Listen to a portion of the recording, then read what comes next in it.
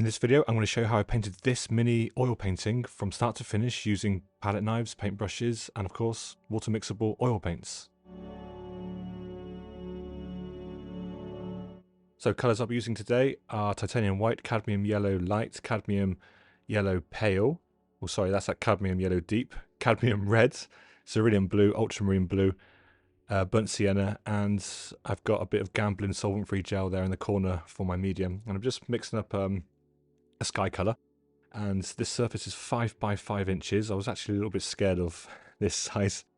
It's actually quite difficult working on a small piece, but I painted this in about 25 minutes. And I have the reference photo here, taken from my rooftop here in Athens, and going to keep it really simple, really minimal, and see what I can do. So paintbrushes I'm using are from Rosemary & Co. I'll leave a link in the description down below. You can get your hands on some of those. They're ivory flats and they are awesome. And the surface that I'm using is Michael Hardin's non-absorbent primer, which is amazing stuff. It's just 2 coats of that on a MDF wood panel, and absolutely love the stuff. I highly recommend it, and that will be in the supplies link in the description of this video. So I'm just adding a bit of variation there, just to, for some interest for the sky. I always sometimes like to add a bit of yellow into that blue, not too much, just a little bit, and it just causes it just creates a more of a sort of baby blue color, and just with a bit of variation, I can just begin by laying it in into the surface there. Nothing difficult. I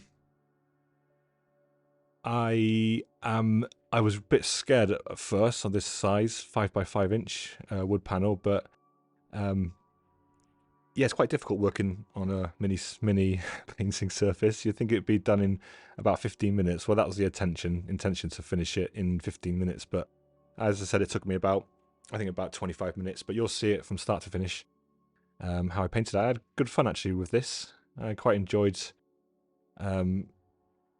creating this. I think it was more difficult than working on my usual 8 by 8 inch surface, just because, the size is quite intimidating.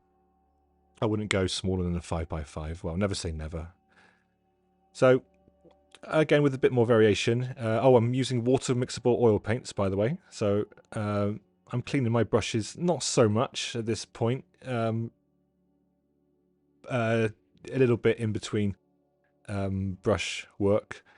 And here I got the paint a little bit thicker here, and I didn't want to make green, so I sort of ended up making that almost white and just trying to blend a little bit into the blue sky there, and it's going to get a bit warmer as we come down to the horizon.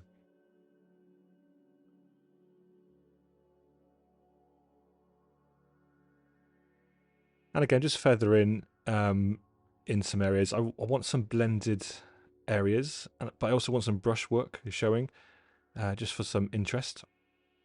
It's always a delicate game with oil paints. I mean, I'll be finishing this in one sitting, also known as alla prima, and it's quite difficult, but I like the challenge. And here I'm just mixing up a warm color now, but as you can see, I'm using that cool mix. I kind of enjoy painting within the same mixes. It just unifies the painting a bit, and it doesn't because I've got warm colors there on top of cool colors, it kind of mutes the painting slightly. And here I just wanted a bit of that sort of warm color, and I'm going to be adding a bit of white in a second as the sunset sort of pushes away further, like here, and with the same mix really, and just a little bit more yellow into that mix there.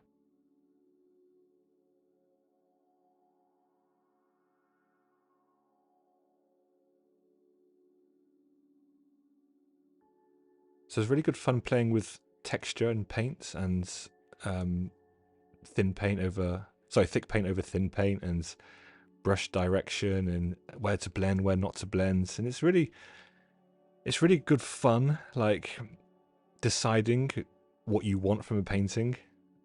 Like here, for example, I pushed down a little bit more there because I wanted a bit more of a blend, but I also wanted a crisp edge on the brush. And these brushes are amazing for giving me those sort of sharp edges, and they also are good for blending too. But yeah, it's really nice having that sort of power to decide what you want from a painting.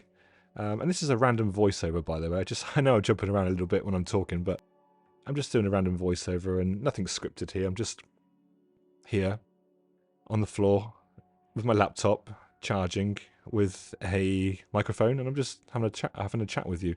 So here, I'm just picking up a bit more white to mix in that that color into the warm. And nothing got mucky on this painting. I was really sort of clean, kept the brushes a little bit clean in between paint applications. I only used about 3 brushes as well, and you'll see me use a palette knife shortly for some abstraction. But yeah, it was a good time. And as I said, going back to deciding on what I want from painting is an amazing feeling. Like, that's why I don't get so involved in detail. Like, if I want some detail, I add some detail. You know, and it's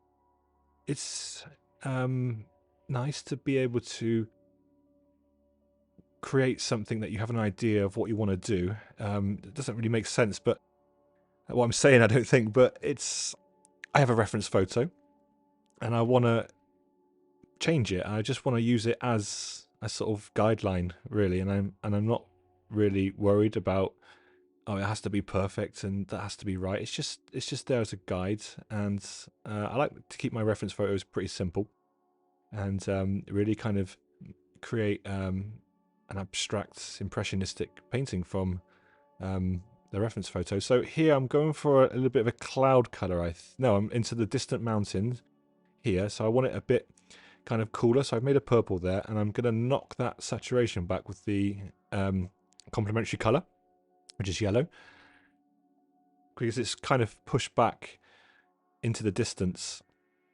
So I don't want that to come kind of forward. So, but I'm trying to find the right tone now, and I think I went a little bit too dark here. It's sort of a lot more of a plum color. Yeah, so I wanted to go a bit lighter, and really interesting having that cool mix sort of next to the warm sky. And just sort of begin really by adding that in. And I want a bit of depth in the paintings, obviously, but not too much. I think I can play with more depth with different kind of applications of paints.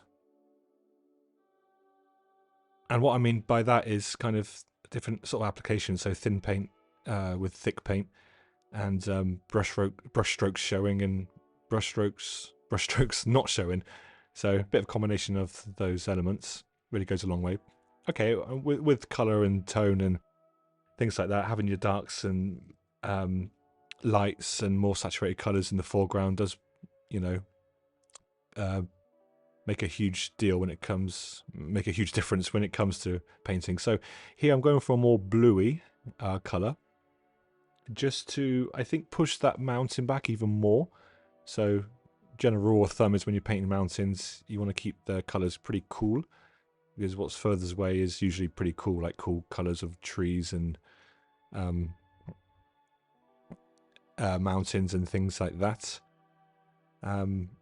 Yeah, and more sort of saturated colors in the foregrounds and more darks and lights in the foregrounds.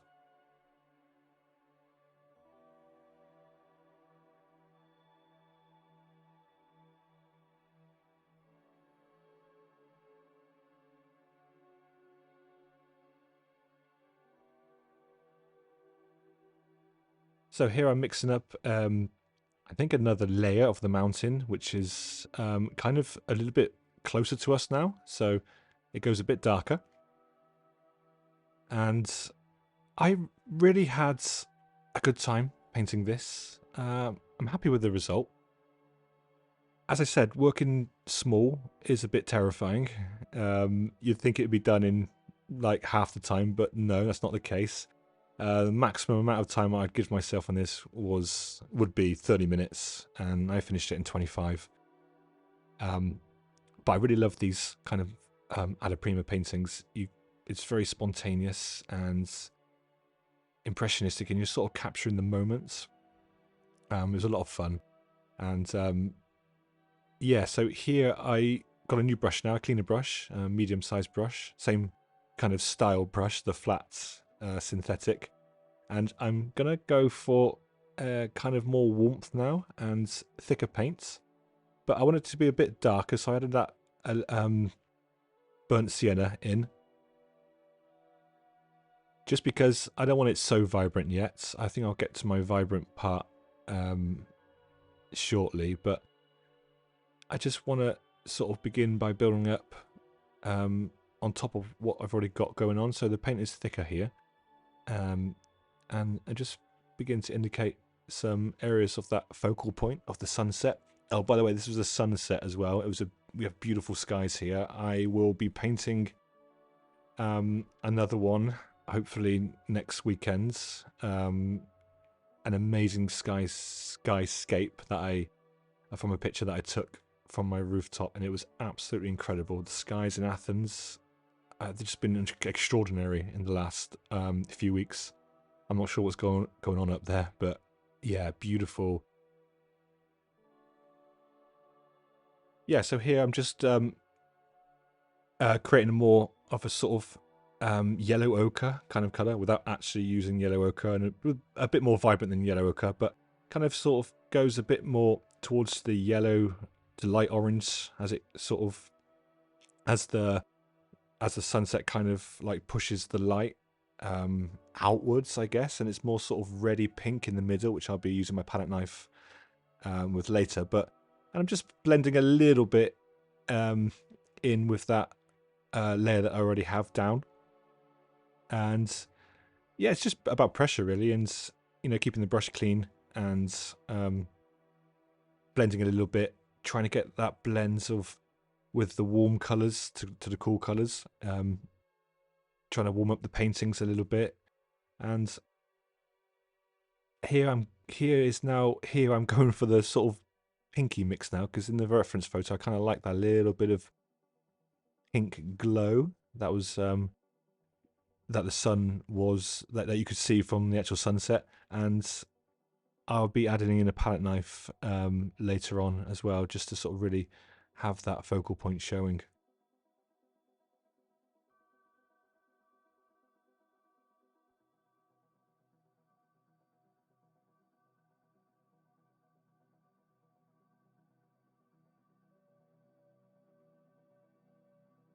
So if you don't know, I do have a Patreon page. I'll leave the link in the description below, and it's full now of tutorials, high resolution artwork downloads, royalty-free reference photos, and exclusive content that I don't actually share on my YouTube channel. You'll get access to videos first before they go live on YouTube. As I said, I'll leave the link in the description down below, so go and check that out.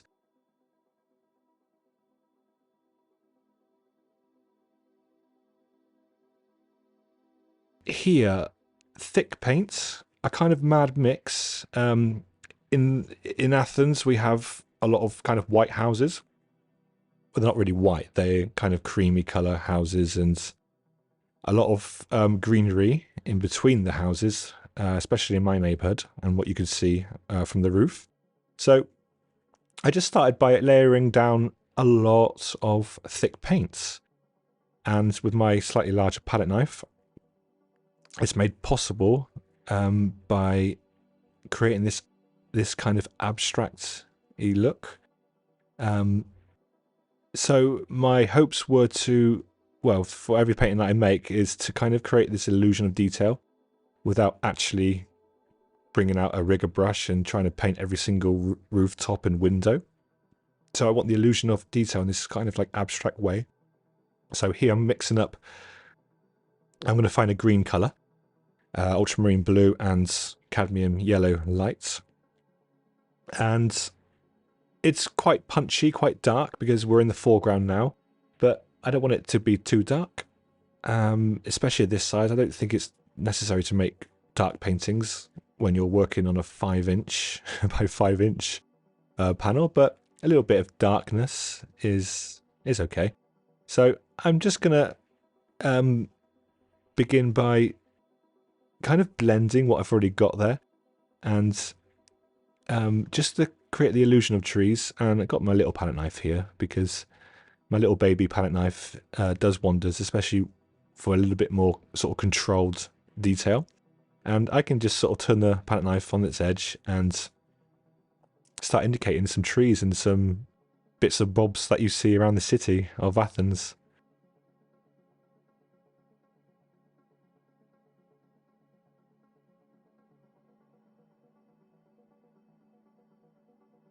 And just kind of like some random red colour and mix into that. And here's a bit sort of like not so intricate on the right there. And just kind of like playing really, and really sort of moving the paint. That's the beauty of oil paints. I mean, this would take ages to dry. I mean, I can move things around, I can blend, I can take paint away, scratch it away, and scratch into the paint. And it's a lot of fun with a palette knife. And it's kind of hard to explain, like I've mentioned in recent videos, but it's kind of like, for example, there, my pressure was, because I got a lot of paint laid down, I just sort of lightly grazed the paint into what I already have down without it over blending, because I wanted to sort of another kind of dimension and layer. It's kind of hard to explain, and it's worth just getting out a palette knife and just practicing and playing, because it is all about the pressure and the application of paint that you use. So here I noticed that there were some kind of clouds in the sky, and this purple grey mix was perfect for that. I think I went a little bit too dark, my liking, but I kind of like how this kind of this formation of clouds was kind of shown in the reference photo. And I really got to get a new easel. I mean, it's something to hold the panel down, but that's another story. So I want to go a bit lighter with those clouds that are kind of shown, and just add a little bit more titanium white, and just apply it quite thickly with the palette knife over what's already there. And yeah, it was a bit delicate, this part. I didn't want to kind of go too dark and too harsh with the lines, so I've got my blending brush here just to push it back slightly.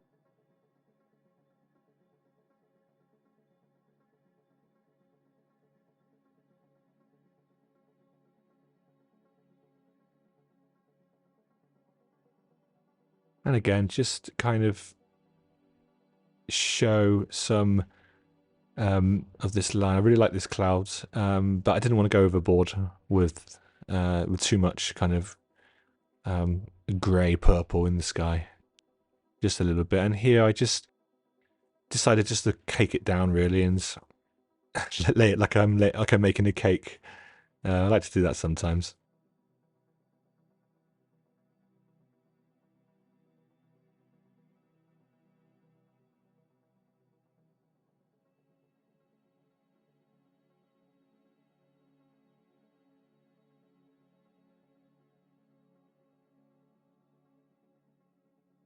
So a lot of thick paint here. Just to, I saw like there was an area of clouds right in the distance there, and kind of liked it. So kind of goes well with the warmth that we've got going on in this, not in the center, but in the almost center of the sky, with that sort of deep red and orange, and it kind of goes well with the cool greys that we've got going on there.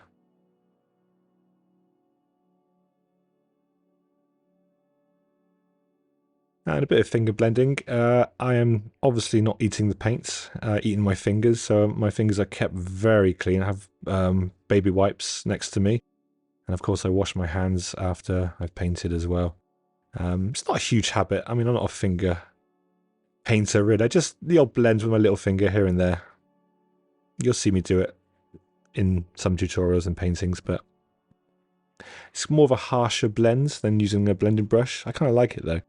It's nice to have a variety of different kind of blends to your to our artwork as well. So here I'm just scratching in some areas of kind of interest. I think I'd like to see this painting on a kind of huge canvas, like eventually, maybe like on a 100 by 100 centimeter canvas. I think it would look really cool. I wouldn't create it in one go though. I would create it in a couple of layers without going overboard with detail. And here I'm just picking out some trees that were kind of standing proudly in between the houses of Athens. It's a lot of fun, this is. I mean, I could have played with this paint for a long time, especially this part here, because it's all really thick, really sort of dominant in the foregrounds, and there's a lot of fun moving this paint around and scratching into it, and that's the trouble without, I don't want to overwork the paintings, and I've fallen in that trap before in the past. I've overworked paintings, I've let paintings dry, I've layered over paintings, and it's taken me like 3 weeks to paint because I only paint at the weekends, and that's boring. Like, it's not boring, but it's like, it's not me at the moment. I love painting these in one-off. I mean, the challenge of creating alla prima paintings, it's so much fun, and like you're engaged and you're kind of in the moment, you're being spontaneous, you've got a lot to think about, but it's relaxing as well. It doesn't stress me out. Like the only difficult part I get when I'm painting is when I start painting. Like I get so worried. Like I can barely mix up the first color. Like when I start painting, it's really like I think, oh god, it's gonna, But after like 20 seconds, I'm in the zone, and I love it. It's so therapeutic, but also it takes thought, and it's just an incredible feeling. Like here, I love this part now. Like holding my breath and just getting that thick paint and kind of layering it, and then leaving it, and then layering it, and then leaving it, and yeah, it's amazing.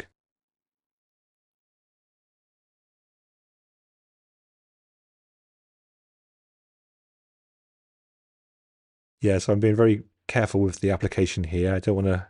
It's really thick paint, this is, and it will sit nicely on top of what I've already got, and without causing too much chaos with that wet paint. And also just trying to mix your warm and cool colors together without making a mess, making muds, or making green with that yellow and blue. And yeah, what a pleasure it was. I've got a few more of these 5x5 panels, which I'll probably work on soon enough. But I think my next one would be I think I've got 12x12 inch panels, which are slightly bigger. So the lessons, I mean, these tutorials might go on a little bit longer.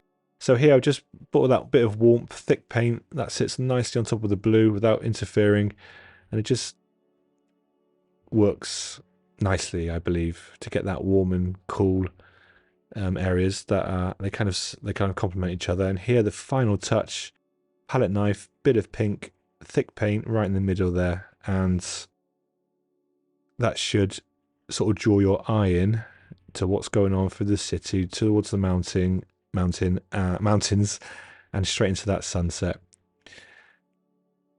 I had a blast painting this. If you've been here now for the last 24 minutes, thank you so much. I really appreciate you being here with me today. I hope I've given you a bit of value. And if you're not already subscribed to the channel, then please do so, and click the like button, the share button, or even perhaps leave me a comment. And I look forward to seeing you in the next video. Take care for now, and happy painting.